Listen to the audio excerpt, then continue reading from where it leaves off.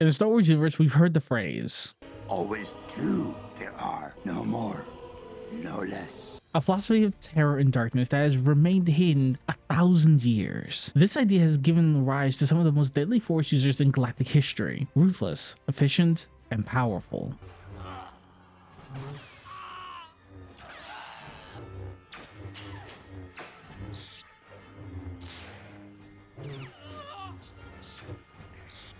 Now, while the dimensionally incompetent sycophants nonsensically erodes yearning, and if you figure that one out, you get a cookie, have done many questionable things during their reign. There's evidence that if their creative strength were properly handled, they could make something truly fascinating. Welcome back to the Asterion Labyrinth. Today we're diving into what happens when the Sith become more than just the Jedi's worst enemy or a threat to the galaxy. When they become hunters, driven by a purpose beyond their own desires. This all takes place a full century before the Battle of Naboo, during the events of the Acolyte. Yes, I know it's not the most beloved chapter in the saga, but just because a rock is called meant to be burned, doesn't mean there isn't a diamond hidden inside. Sometimes you just have to look past the smoke.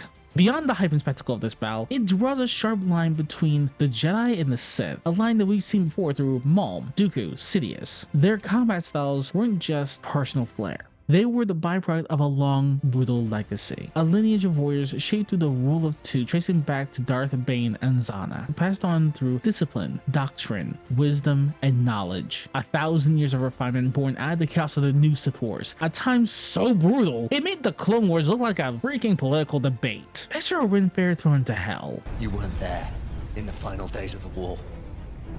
You never saw what was born. The scar of degradations, the horde of travesties, the nightmare child that could have been king with his army of meanwhiles and never word. The war turned into hell. And you get close. But as we move through this battle, let me assure you, these actions weren't random. They were deliberate, calculated for maximum effect. Every move designed to disrupt, weaken, and fracture the Jedi's cohesion, also enabled the masked Sith to annihilate with precision. So, let's begin. This battle doesn't begin with lightsabers clashing or the Force being wielded as a weapon against opponents. Instead, it starts with a single act of meticulous calculation, the instillment of confusion. May is on Kofar with a mission to kill the Wookiee Jedi, Kalnaka. But ever since her encounter with her twin sister Osha on a previous mission, Dell has begun to fracture her focus. Cormir, her companion, speaks of her master's command to kill without a weapon. How do you kill a Jedi without a weapon? Has to be some sort of test, right? I'm just curious how you're gonna do it this time. You failed so much. I didn't fail. I killed Indara and I killed Torben. But you killed them your way. You have to kill the Wookiee without a weapon. The idea of killing without a weapon is crucial to the Sith's training. It isn't just a tactic, it's a deep philosophy that May cannot yet grasp. She still views the universe through the eyes of someone who doesn't fully understand the Force. It's not a test. What? It's not a test. He calls it the final lesson. He says, your final lesson is when you teach yourself. You will kill a Jedi without a weapon. Attacking a defenseless person goes against everything the Jedi stands for. How do you kill someone like that? Unarmed. It's not a test. It's impossible. It's not impossible. You know that. This moment highlights how the Sith have adapted since the Battle of Rusan. Just as Palpatine and Dooku have once concealed themselves behind the guise of harmless diplomats, the masked Sith too hides in ambiguity. Over time, the Sith doctrine evolved beyond lightsabers to instead infiltrating boardrooms and political theaters. Cormir shows May that she cannot easily kill him.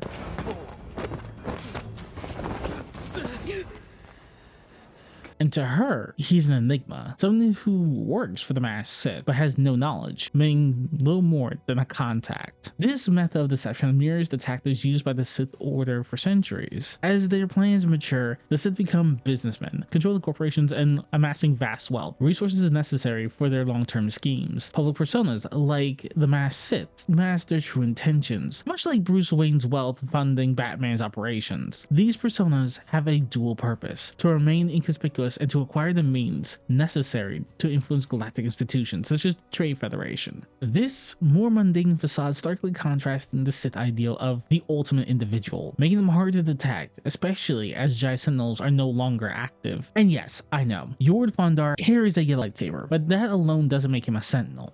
Blue is the color of the Jedi Guardian. This Jedi battles against the forces of evil and the dark side. They focus more on combat training and use of the lightsaber. Yellow is the color of the Jedi Sentinel. This Jedi ferrets out deceit and injustice, bringing it to light. They focus less on combat and more on other skills and abilities. Green is the color of the Jedi Consular. This Jedi seeks to bring balance to the universe.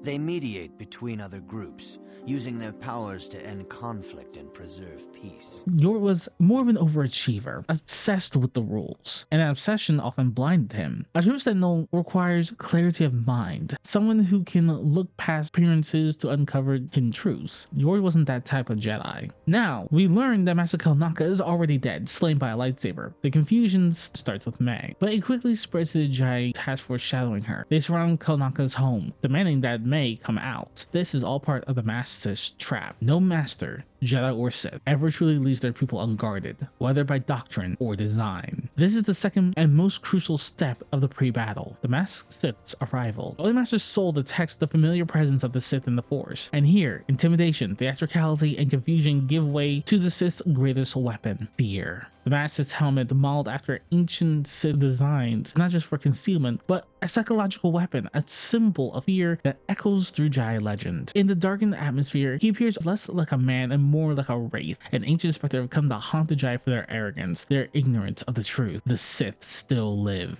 Then comes the ignition of his crimson blade, cutting through the doubt, revealing the truth the Jedi have ignored for centuries. A force wave follows, pushing the Jedi off balance, scattering them in disarray. These steps are foundational to the Master Sith's victory, echoing the later teachings of Dooku, who instructed General Grievous on the power of fear and intimidation.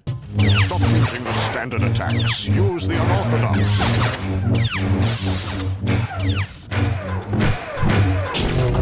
How often must I tell you? Control my central line. Good. Master, destroy my focus. You're holding the saber too tightly. Now, too lightly. Remember what I taught you, General.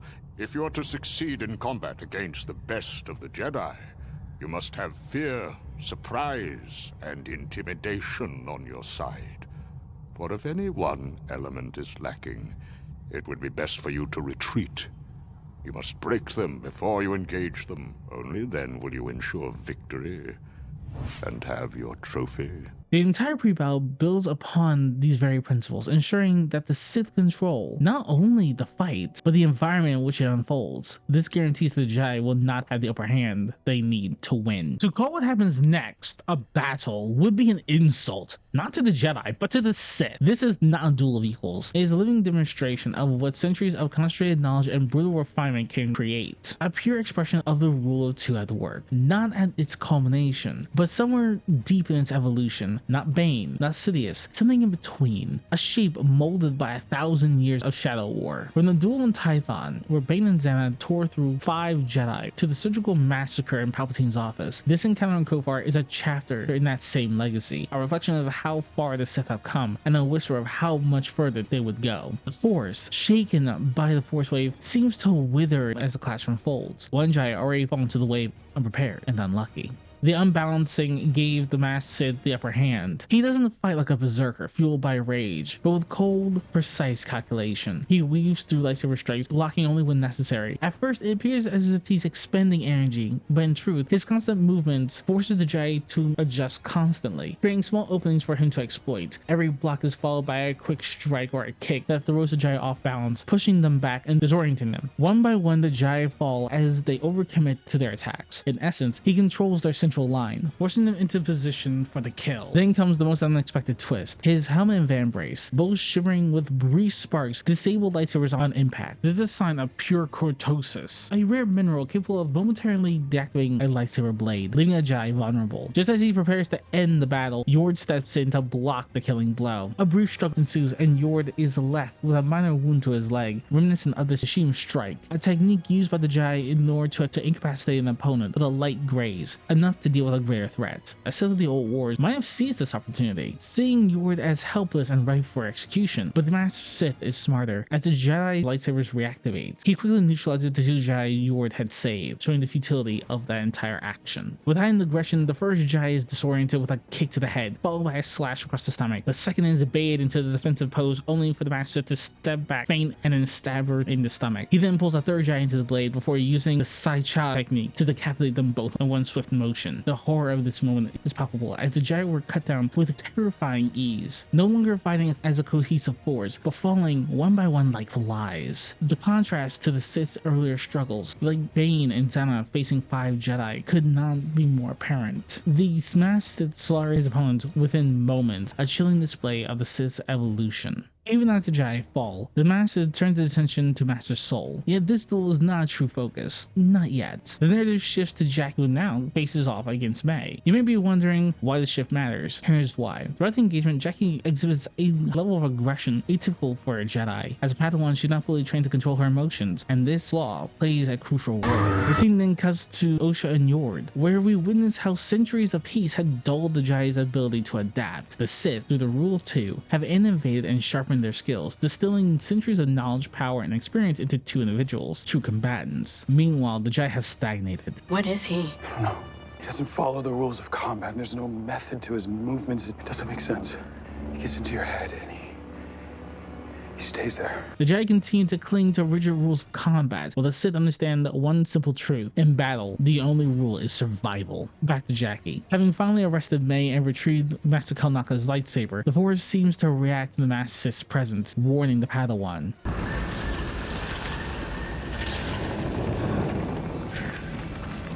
To her credit, Jackie proves to be one of the more capable Jedi of the strike team. Her combat style mirrors Form 4, a terror, fast, acrobatic, and laser focused on her opponent, harnessing the strength of youth and momentum. Yet there are hints of Form 7, Juyo, in her strikes, a form known for its aggression and reliance on the practitioner's anger. This blend allows her to hold her ground against the far more seasoned masked Sith. However, despite her impressive display, it's clear that Jackie is more of an obstacle than a threat. She holds her own for a moment, even attempting Jar Kai, a dual blade technique famously used by Asajj Ventress. Ultimately, it's not enough to stop the Master Sith continuing his pursuit of May. In this battle, we've seen just how far the Sith have come, but it also reveals something else. Despite everything, the brutality, the precision, the overwhelming strength, the Battle of Kofar reveals something crucial about the Sith. They've evolved. They've learned, but they're still broken. The Master slices through Jedi like a force of nature, a living embodiment of centuries of distilled violence. And yet, when faced with Master Soul and Jackie, fighting not with skill, but together, we see the cracks in the Sith philosophy. This is the flaw Maul would repeat a century later. The Sith fight alone. That's their strength and their weakness. Whereas Sith is the ultimate individual, a Jedi is part of something larger. Guardians, partners, students, and teachers. Their bond creates something more. Coordination, instinct, trust. Together, a Master and Padawan becomes something that the Sith can never replicate, a force greater than the sum of its parts. But separate them, and it all collapses. This is the only way the Sith win: isolate, overwhelm, eliminate. Time and again we see it. Jedi fall not because they are weak, but because they fight alone. And they fight alone because they no longer know the enemy, because they forgot. While the Jedi bask in peace, the Sith refine themselves into weapons. They stopped relying on strength alone and embraced deception, patience, subtlety. They taught themselves to kill without a weapon.